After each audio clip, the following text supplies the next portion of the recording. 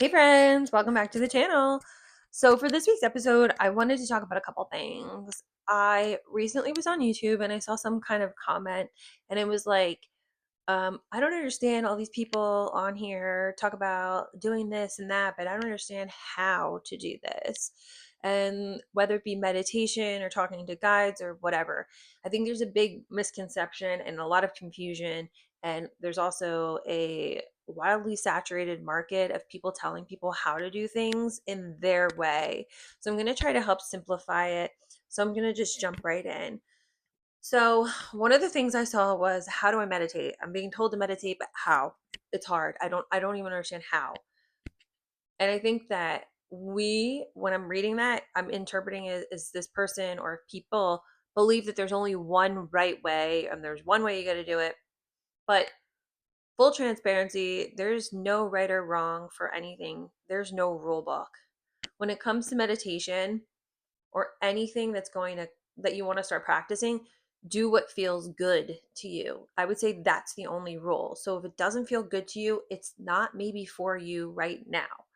So the way that I used to practice meditation was back in the day, it started with guided meditations.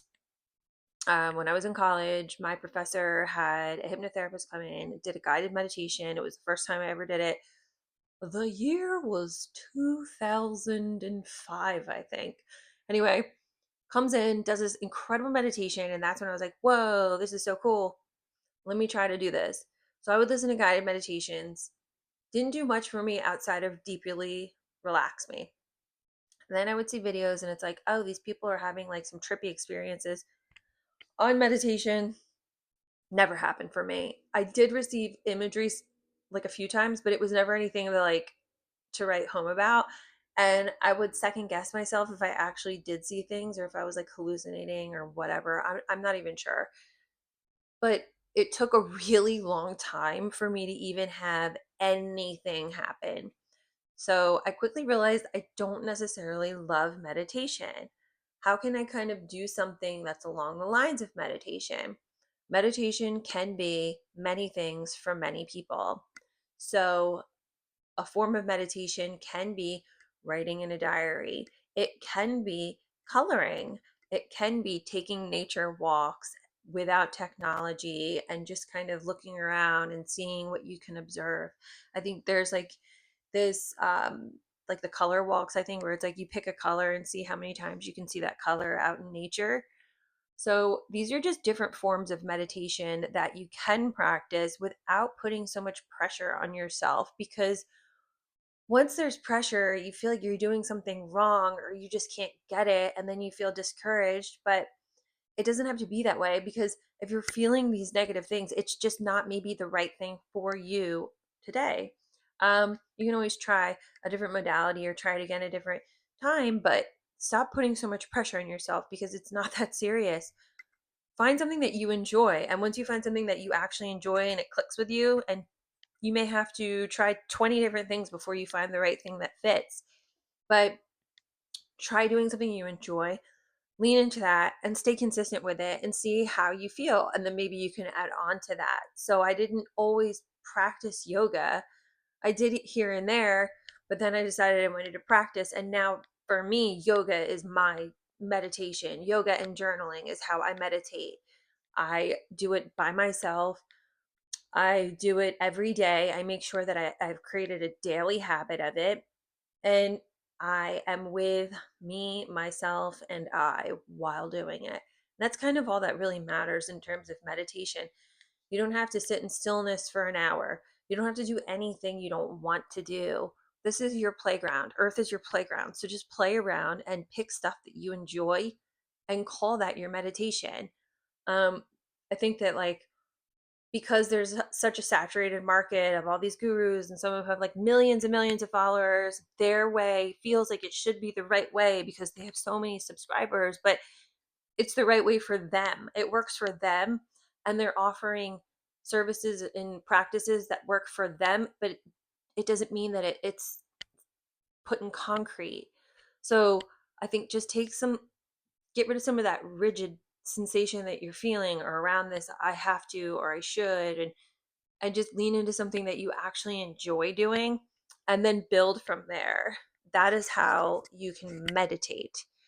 Um, and then spending quality time with yourself can also be a form of meditation. So, taking a really lovely, relaxing shower, no, technology around, just spending time with you, doing things for you that make you feel a sense of inner peace. That is kind of how I kind of, I don't want to say define meditation, but lean into meditation. Also, I saw a lot of confusion with like people who connect with guides, and they're like, oh, I talk to guides and I've been doing this and I've been doing that and I just don't have any results, and I've been doing it for years and I have no results. A couple things on that. So, when you communicate with guides, I don't anticipate my guides to say anything back to me. Some people out there do get a quick response from their guides. I only receive downloads when I have no control over when I'm going to receive them. I can try to dip into certain channeling when I'm in a higher frequency. I'm in a higher frequency now. I can kind of feel that way. For me, it kind of feels like my head's in a cloud, and I feel that my body is different. I kind of feel like it's sort of detached. That's just how it is for me. But you can communicate with your guides as simply as speaking to them in your head, because you just like this, right? Oh, so I was at work today and I made a really dumb joke, and I'm embarrassed actually because like the joke didn't land, and it was with a new employee, and I feel dumb and I shouldn't even be harping on this. It's not that big of a deal. It wasn't a bad joke, but I just feel like a dumbass. And I wasn't even trying to be impressive or anything like that. It just, I don't even know. Sometimes things come out of my mouth like word vomit, and I just would really like help removing the feeling of stupidity that's like throbbing in my brain, because I'm beating myself up and I don't want to do that. So, guides, if you could just like remove that sensation from me, I would really appreciate it. I just am trying to vibrate higher and I want to get over it because it doesn't serve me. So, I just would love a little extra support. That's literally how I talk to my guides, as if I'm talking to my higher self. Also, just try to remember that you are so connected with your guides, and your guides are going to reflect back to you what you put out. So, put out love, put out high vibrations, and you're going to get that reflected back to you. So, they're only going to be able to heal you at the capacity that you're willing to allow yourself to heal. Whew, that was nice. If you want to heal, they're going to support you and they are going to be there for you, and they're going to support you as far as you're willing to allow them to. Everything is a choice. We have free will here. They will whisper to us, they're not going to shout, because we have the choice to take whatever is going to be presented and to roll with that or not. They're going to give you small, subtle signs. You have to be on the lookout for these small, subtle signs, and you have to ask for them. This is a relationship. Could you imagine having a one sided relationship and just expecting them to show up all the time?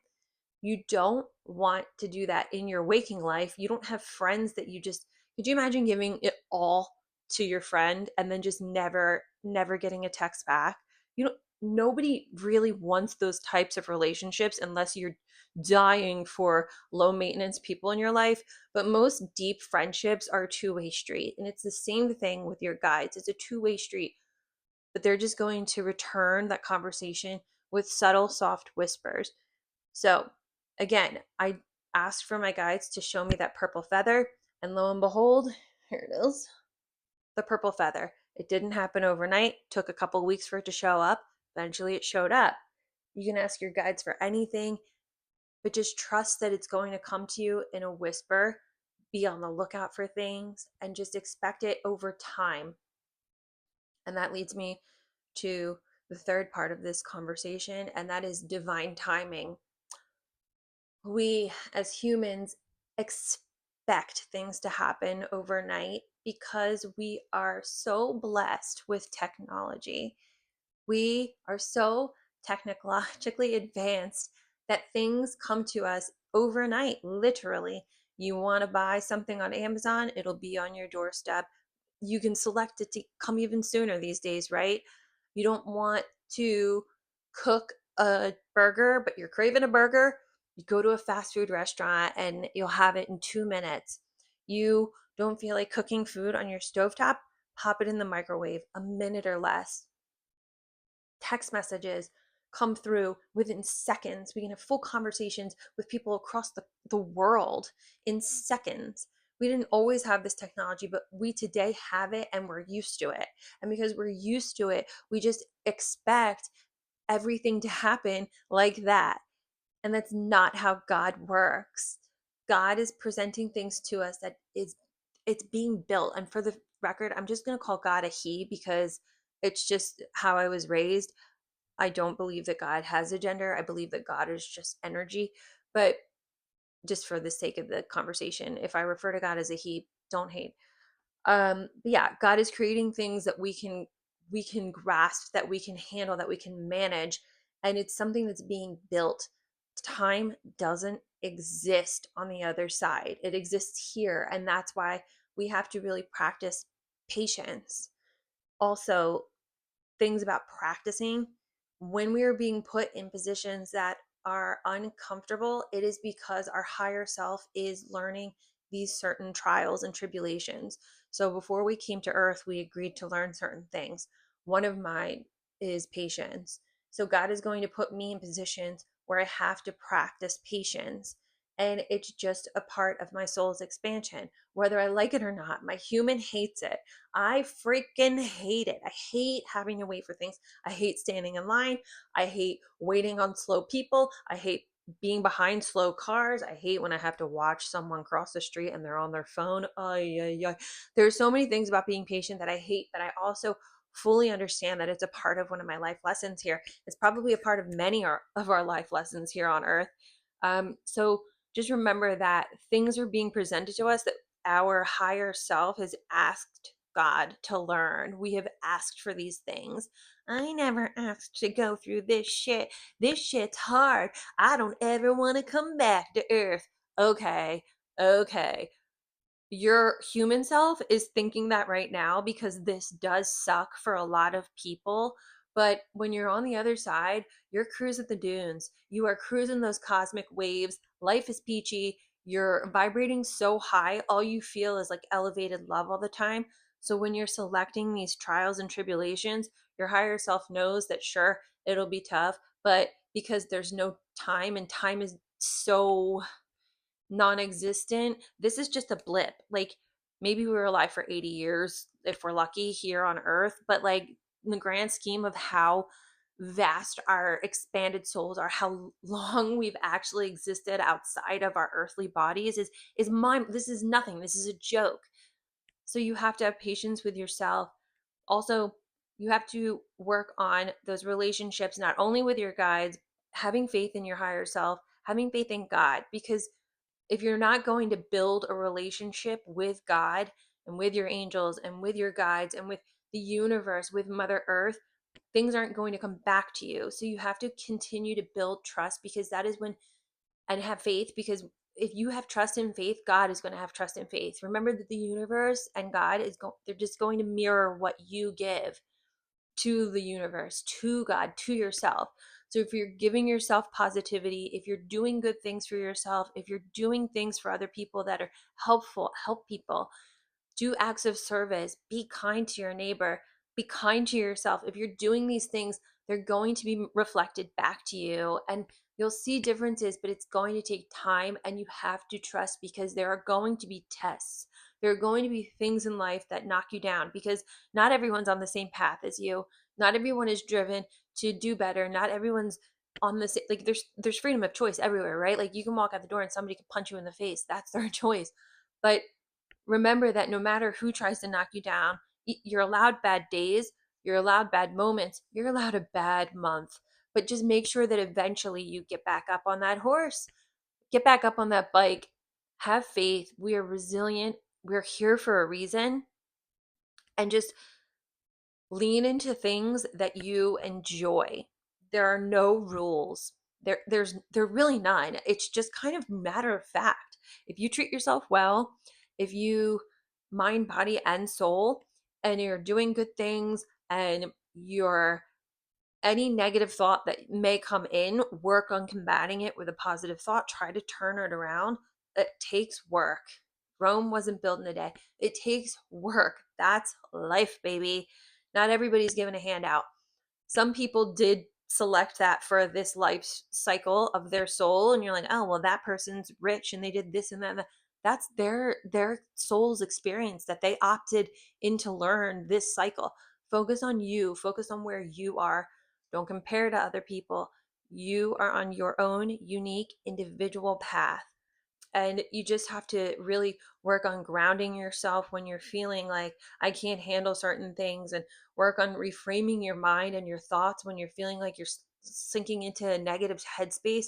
I'm fully aware when I'm being negative, and sometimes I want to be negative. Sometimes it's fun being bad, but eventually you got to climb out of it, because it's not healthy to always sit in these low dark spaces. It's easy to sit in these low dark spaces. And if that's what you want, roll with those punches. You're allowed to sit in these negative spaces for as long as you want. But if you want to expand beyond where you are, you have to put one foot in front of the other. You have to work on building relationships with your higher self, your guides, God. You have to spend time in nature. I mean, you don't have to, but like it would greatly benefit you if you spent time with Mother Earth, and step away from technology, create balance, and then you'll see changes, and slowly but surely these positive changes will start to snowball, and then all of a sudden you'll be like, life is so amazing. It's so hard to even find something bad. So it's not easy, but it's not hard. You can make it harder on yourself if you make yourself kind of like boxed in, but just go with the flow. Wake up in the morning and list 5 things that you are looking forward to about the weekend or about the day before, or write 5 positive affirmations. Start your day off with something positive and see how that goes. That can be a form of meditation. End the night with a positive note too. When you're about to go to bed, you can just say positive affirmations and believe them. I whisper positive affirmations every night into my trusty support water bottle. I take off the lid and I literally whisper into my water, and then I affirm certain things about myself. I am divinely guided. I have trust. I surrender to the flow. I have faith in myself. I know that I am protected. I am love and light. And I believe these things. And then I wrap it up with it, and so it is. And then I just take a bunch of water and I gulp it, and then I go to bed. It doesn't have to be that hard. It doesn't have to be that serious. But when you're doing these things, really do them and believe them, and make a tally mark. You don't have to do them every day. If it Do when it feels right for you, but create a practice that feels easy enough for you to manage, small enough, and then build from there. You don't have to take on 55 different things. Do something small. Start small and just do something that feels fun. It should feel fun. It shouldn't feel like work. If it feels like work, it's not for you right now. Just trust yourself.